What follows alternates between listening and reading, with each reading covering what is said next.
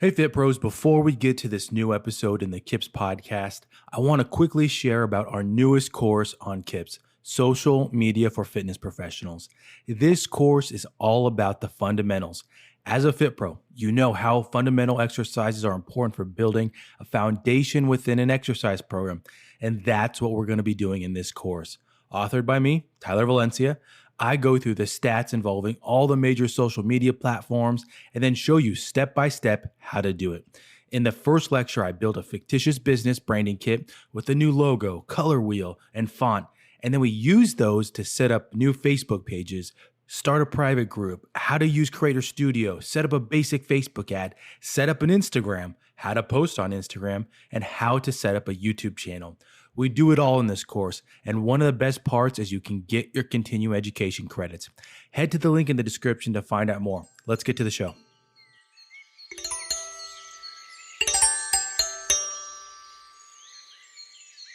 Welcome to the Best of November in the KIPS podcast. My name is Tyler Valencia, and I'm the president of KIPS and Time to Train Fitness. In our last Best of podcast episode, I did a little rant, a funny one in my opinion, going off on something that I saw on social media. And in this one, I'm not going to give you a rant, but I'm going to give you a little insight as we're starting to close out 2022. It is the start of December as I'm recording this, and people will probably, or they will be, looking for new ways to build their business, new insights. What are they going to focus on? And we all have been there in our fitness or health careers where we start really strong. And then the months get going, time gets going, and we sometimes falter. We sometimes put those items to the back seat. And we know that as working in this profession, consistency is key. No matter how we spin it, consistency is key. But sometimes we just don't know how to take another step.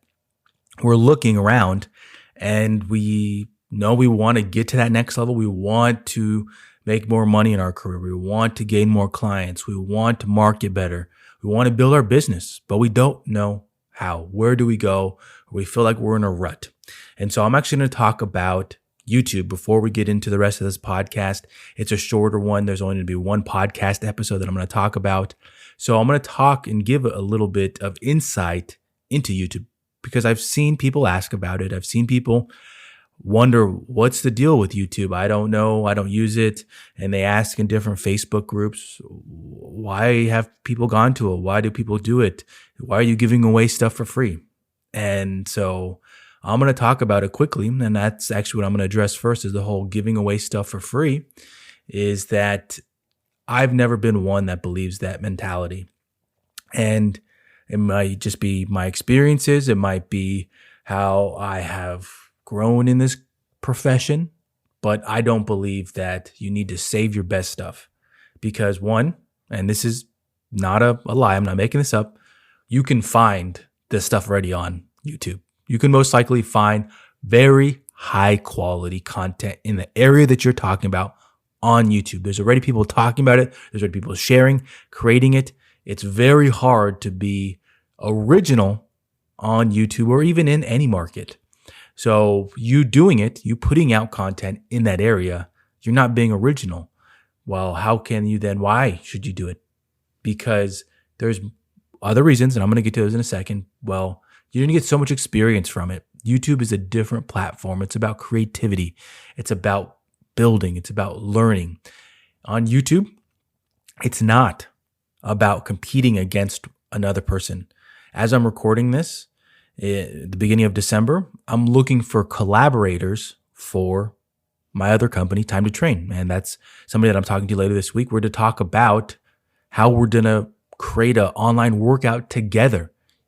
This individual has their own YouTube workout channel already, but we want to create something together because we want to build together. It's not, oh, you have a channel. Oh, I can't talk with you. I can't share my tips with you. I'm in different brainstorming groups with other YouTube workout creators, and we share our ideas, our concept, or what we're trying to build in because it's not about that. It's a global market. There's more than enough that you could easily join YouTube right now and get in on that creativity, that concept of how do I continue to grow. So sharing and holding your best stuff, you're only hurting yourself if you're going to go down that YouTube route. And you'd go down it because of the ability to monetize. Once you do meet the requirements, you can monetize and join in the YouTube paid partnership program, which at the moment is 1,000 subscribers and 4,000 watch hours. It's hard to do, but you learn so much throughout it. Now, one of the big benefits of going down the YouTube route is if you're going to go the online workout route. I think, and as I've kind of gone and grown in this area, I started my other company, Time to Train Fitness, late in the online workout game. It was September 2020, so the pandemic was in full swing, September-ish. That's already, let me think, March to September. So you have 6 months where I did not do them and people already in full swing with them. But getting in late with it, I feel that it actually changed my perspective. It gave me a bit to kind of look at the landscape of it. But with YouTube, you actually eliminate some of the headaches. You eliminate the merchant processing. You eliminate the website. You eliminate the customer service. And we know, as health and fitness professionals, we know when I say customer service, that it can be a headache. There are customers that we work with that they demand and want everything tailored to them. YouTube, they're not paying anything. You don't have to listen to their complaints that if they have trouble logging in, or even though it's the easiest thing ever, we don't have to worry about those things. And we just focus on what we want to do. We want to focus on creating good content, good workouts. So that's a huge benefit right there. And that's one of the things that I've kind of realized. Wow, I don't have to worry about that. That's actually a major benefit. Those other things, even though I do know how to build a website, merchant processor, all those kinds of things, they can be a task. They take time out of your weekly schedule. And if you can apply that time with your online workout, filming better, making better programs, thinking of little ways that you can cue an exercise, that's only going to help you with creating better content. Now, the next benefit that I'm going to share, and then we'll get into the rest of this podcast episode, is using it for marketing. And now this is a outside the box concept, and I talked about it in the last episode, actually. I gave my whole breakdown of YouTube-based marketing and a big benefit of using it. And this might be just the way to start. If you are really thinking, okay, 2023, this is going to be my year. I'm really going to focus on my marketing material. I really want to get more clients. I want to get better at making social media content. This is where it can come in handy because you learn so much throughout it. Now, using YouTube for marketing, you're like, wait, how? What do you do? How do you do that? And you think about it. And this is where I would start.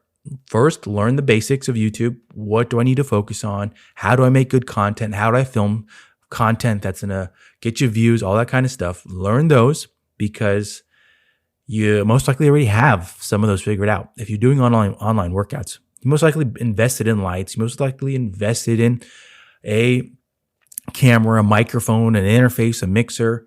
So you might already have some of those items. Now combine those together to make some type of video for YouTube, and not a promo video. That's not what YouTube's for. I know that some people might think that, I need to make a promo video for you. No, make valuable content. So what does that mean? Maybe it's a workout breakdown, an exercise breakdown. I'm going to break down a push-up. I'm going to do 3 videos for January that I'm going to give a little tip about insights to improving a push-up for my audience. For maybe you're working with the active aging population. I'm going to do an elevated push-up, and I'm going to do it against the counter. I'm going to show people why it's beneficial, how they can set up for it, and then give all the cues for it. Boom. That's my first video. It's going to be 3 to 5 minutes long. Then I give my shout out, my promo, what I do, all that kind of stuff. Awesome. That's a great video right there. But now let me take it to that next level and why I'm saying you can use it for marketing. If you have a website and you want to build a blog, you don't know how to build a blog, you just created one piece of content right there for you. Now take that blog now. I've been wanting to create a newsletter and build my email list. Well, now you have a blog to email it about. Well, how do I now take it to social media? whatever you edited that in, how you connected all the pieces for it, you go grab a 15, 20-second clip from that video. Now I can throw it on all my social media platforms and say, hey, go check this out. Links in the bio, or drop it on Facebook. Here's this new blog post that I wrote. Check it out. It's going to be in the comments. Boom. You just solved so many pieces right there. And all of it started from YouTube and a concept of how do I create good content for YouTube? And most likely you already have some of those materials. So that was going to be my little spiel about YouTube, and hopefully it helps you out. Hopefully going into the new year, you think about, wow, this can be a very valuable tool for me with my health and fitness business. And I gave a fitness example. If you are a wellness coach, if you are in a different area of the health and wellness spectrum, think and spin it so that it works for you in that capacity. Let's get to now the admin work of this Best of podcast. Now, November, and looking at these, I get a little excited because some of these cities, some of them are close to me, but to see the top one coming in consistently always gives me a smile. Let's start at the bottom here. Phoenix, number 10. 9, San Juan Capistrano. Going international for these next two. Calgary, Frankfurt, Chandler, coming back to local for me. Austin, Williamsburg, Overland Park, Fort Worth, Texas. Coming in Texas. Now, top spot, Columbus. Back to the top spot, reclaiming your top spot as usual. Thank you all for listening to the KIPS podcast. I know that I have some planned bigger guests that I'm pretty excited about for the new year. I'm going to try and throw one in before the end of the year, and you'll see once that episode comes out, but I'm working on that one. And thank you for listening. Thank you for listening. Thank you for sharing it. I always get pretty excited when I see people sharing that the KIPS podcast has been one of their favorites for the year. That's happened before, and I've had those guests on. That individual might be listening up to this podcast right now. This podcast is not about the journey of individuals, but it's more about what's helped them and helping other health and fitness professionals. So if you have a topic, a guest, or anything that you want to share that you maybe want on this podcast, send an email to us with the subject line podcast to info@kipsonline.org, and we'll see what we can do. Let me now get to the episode that was released last month, and this was a rehash of a topic, a blog post that I've actually done 2 other times, and I'm going to talk about the same story that I share each time with it, and then give a little plea for industry veterans to hopefully share and chime in on, because it's one of those ones where it only helps new individuals, entry-level individuals. Now, the story that I share all the time with this topic, and forgive me if you've heard it before, but when my company, Time to Train Fitness, when it first started, it was an in-person boot camp outdoors, and I had interns. And sometimes those interns would become contractors for the company and would teach classes. And there was one time where I didn't have an intern that was going to step into that role. And so I went fishing for an individual to hire. Got some recommendations, and the individual that I reached out to, I gave them the breakdown. Always try to be very honest with what the contract looks like, what your status is going to be. Make sure they know what that means, especially if they're new into the industry, and let them know that they're a contractor. And this individual stated that they weren't ready to go down that route. And I think it was more of they didn't know, because it's not really talked about in our education, our entry-level education, our certifications. And it's something that should be, because each one of them, there's no right or wrong in my book. If you are a contractor, if you are an employee, there's no right or wrong. And sometimes you're both, because that's the situation. That's the area that you live in. That's the experience that you have, because this industry, it's super hard to get a 40, I'll take that down, a 30-hour work week of training. Super hard because of the time that it takes, the different hour shifts. I mean, if I was to think back to when I started in the fitness industry, the gym that I worked at, there were maybe less than 10 full-time trainers. It was a big gym. I think there was 35, 40 trainers on staff. very big gym, and the clientele could hold that, could help push that limit of, or that max of how many full-time instructors there were, but they just worked in one spot. And usually as a fitness instructor, you're working at multiple places. So when I say 30 hours, that's even big. And hopefully that's your career then. But coming into the industry, if you don't know that you can do both, you might take a step outside because, oh man, I'm just not making enough. And you might need to understand that you might be going to different spots. You might be training 10 hours at a gym as an employee, and then at another smaller facility that you are a contractor at, or you're your own business, small business, you're training another 5 people. That's how sometimes it works. I know plenty of instructors that do it that way. So understanding the difference between contractor, employee, which is the route for me, that's the name of that podcast episode. There will be a link in the description. Hopefully you are a new instructor listening to it, and it opens your mind to, oh, wow, I can do other things. And it hopefully helps you with making that decision. If you are a veteran, I'd love to hear what you think, because I think that's where we help out the next generation, the new individuals entering the industry, that hopefully they know what they're getting into and hopefully make better decisions to keep them in the industry. That's the big thing. Keep them in the industry. So I'm going to put a clip right here from that episode. Again, the link will be in the description. So we're going to start by talking about benefits of being an employee. And that means you could be working for a gym. That could be a big gym, small gym, health club, could be a YMCA, could be any type of facility where they hire instructors as employees. Now, the first big benefit that I can think of, and this doesn't just relate to personal training, it can be group exercise related, but you have access to the gym's membership base. And that one is huge, that you do not have to set up marketing pathways, advertising. You don't have to create accounts to really try to bring people in. All that stuff is covered for you. But access to a gym's or platform's membership base, it can really help someone that's new. And that's why it's in here for entry-level trainers, is that it's hard to learn all these different skills. And I've talked about before how gyms, franchises, they often, more times than not, and this is not meant to offend anyone, I don't think many gym owners listen to this podcast, but that the typical gym franchise does not have a well-established educational program. And it's mostly because it's hard. There are franchises and gyms out there, corporations out there, that they have really solid ones. And I've talked about them in blog posts or in lectures or even conferences that I've attended. I've talked about different gyms, I believe, that have really solid entry-level programs that teach them how to train, teach them how to sell, and teach them how to be a fitness instructor. And it's hard to find those.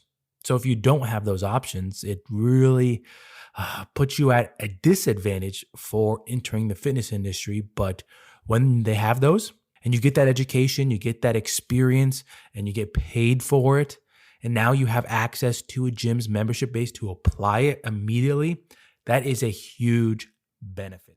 Thank you again for tuning in for this Best of November 2022 episode. These episodes are fun to do. I've started to include more insight into something that's in my mind, whether it's a marketing or business building idea, and hopefully those items help you along your route. But as always, thank you for tuning in. Thank you for sharing the KIPS podcast. And we are building for a strong 2023 over here. New content, updated content, and hopefully continuing to put out these free items for our listeners, for our followers, and help them on their path. I'll see you in the next one.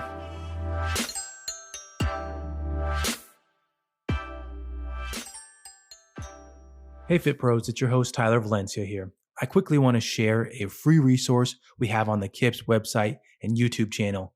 If you're struggling with your online workouts or just want to see the items that we recommend, check out our virtual training resources page.